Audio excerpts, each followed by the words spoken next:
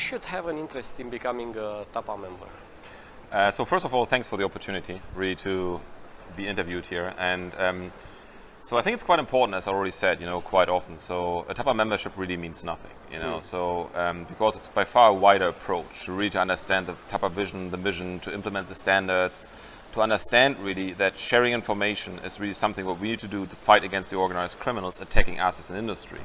So therefore, everybody is welcome, because everybody is having the challenge. Everybody is really target of the organized criminals. So whatever you are, if you're a shipper or a manufacturer, a logistics service provider, a trucking company, if you're a driver, you're always welcome to become a TAPA member. Secure parking place, and as you said already, insurance agencies or law enforcement. What are the most attractive products these days for the organized crime in supply chain security? Our risk really changed, and while it's 10 years ago, it was really the typical, the mobile phones, and nowadays I must say everything is attractive for the criminals. Even food or? Everything, because the challenge is that there's no black market anymore, because you can sell everything super fast on modern platforms like Amazon, eBay, Alibaba, and so on, Flipkart, and that's really the change. That's a change in the risk, and we need to accept it. We need to really adopt ourselves to understand that the criminals attacking everything on the road right now. Okay. So, can you give us like top 5 or some few examples, concrete examples about products being hijacked and targeted? Yeah. Even funny ones.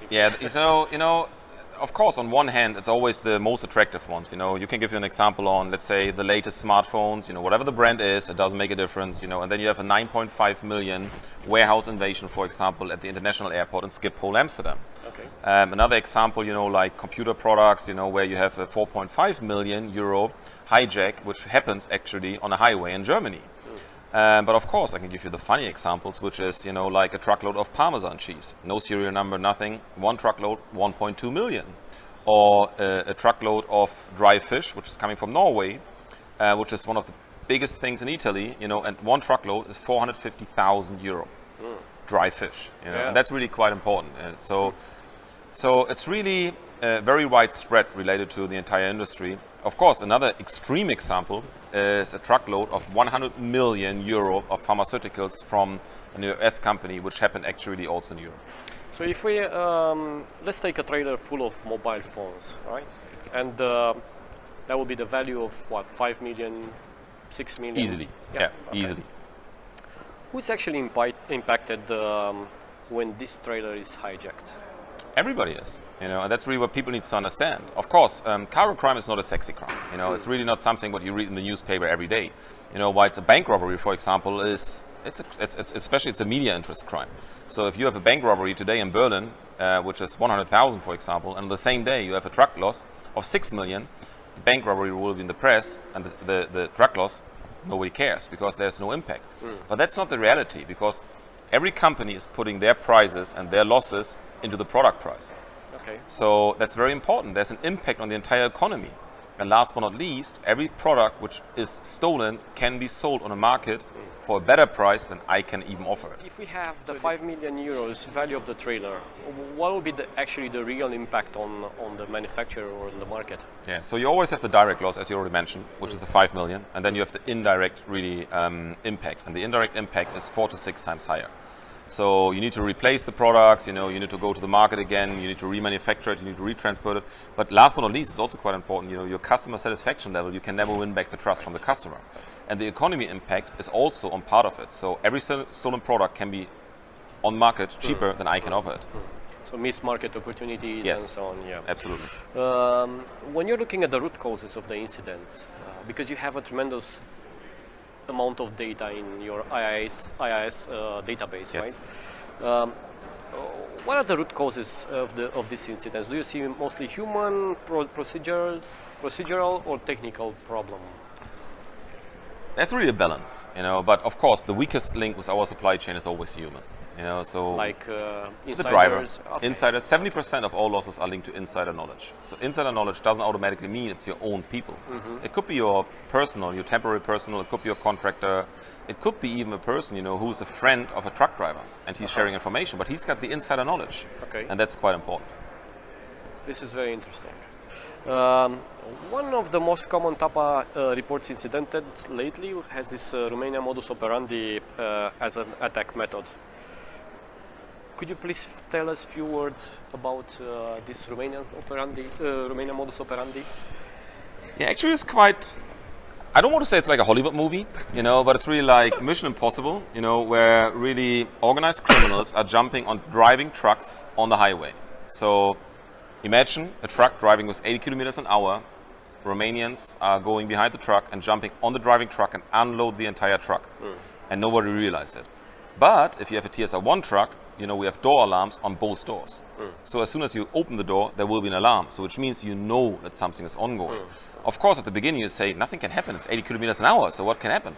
But that's exactly what the criminals are using, and that's the reason why it's called the Romanian MMO, because it was invented by Romanians. And I think there were some actions with the Romanian authorities on this one. Absolutely, you're absolutely right. Yep. So there are many security service providers among TAPA members, right? What does the supply chain industry expect from them? So the security service providers are really one of the key pillars within the end-to-end supply chain, opportunity. And I think it's quite important, that with new technologies they can provide to the market, we can close the gap to fight against the criminals. And that's really super important. We need to rely on their expertise, we need to rely on the technology, but we also need to connect the dots to ensure that we are in a position to mitigate the risk to the lowest level possible. Okay, very good, thank you. Do you see a lack of professionalism when it comes to these security service providers? I know it's a tricky question, but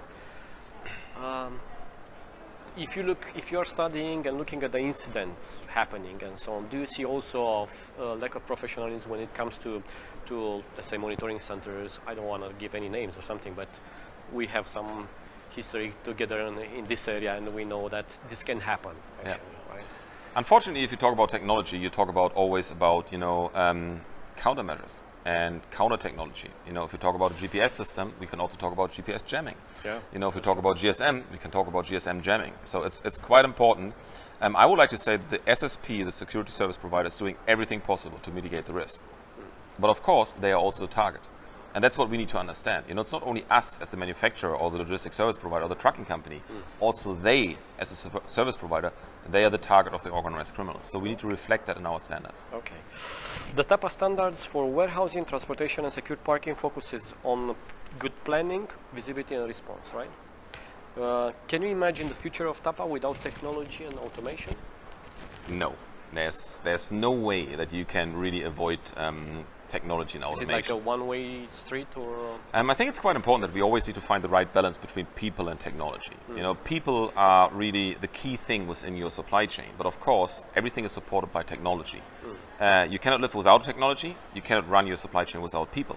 So we need to create the right awareness, and we need to train the people, to create a mindset change that they do understand where the risk really is coming from. 100% agree. I can see that the newest standards are getting more and more. You have more and more automation and this kind of technology included in the newest standards, right? So I guess this will continue, right? We will see this trend going further. Absolutely. You will see more and more technology. And as I said today, one of the things we are working on right now is the supply chain cybersecurity standard. Okay. You are a BMX rider champion, right?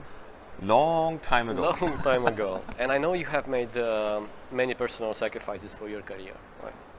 You have moved to US with your family. You are always traveling, and you don't spend too much time with your loved ones. What would be your recommendation for a young security professional?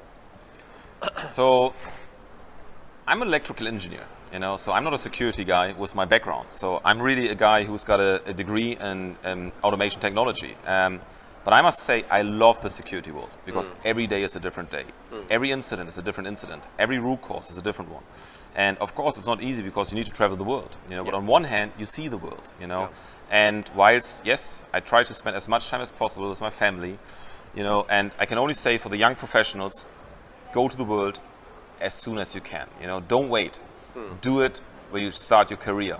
See the world, understand the different cultures, understand the different risks. We are one world, but we have completely different risks. So I love what I do, I must say. I really love the security world. I really love it. I can see that. And the last question is about the future of security. Do you see more? Do you see it more like a future?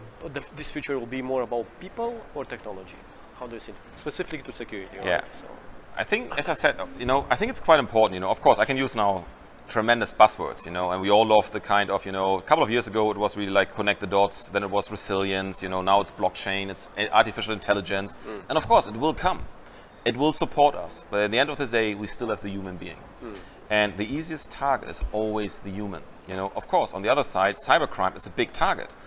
But not when we talk about physical products, So when we talk about credit card fraud, yes, it's cybercrime. When we talk about physical products on the road, in the warehouse, whatever, and we all need it for our daily life. You can have the best cybercrime, but if you still have a product, or if you still have a TV, whatever, it's still a target. So there's always the right balance between people and technology. Okay, thank you very much.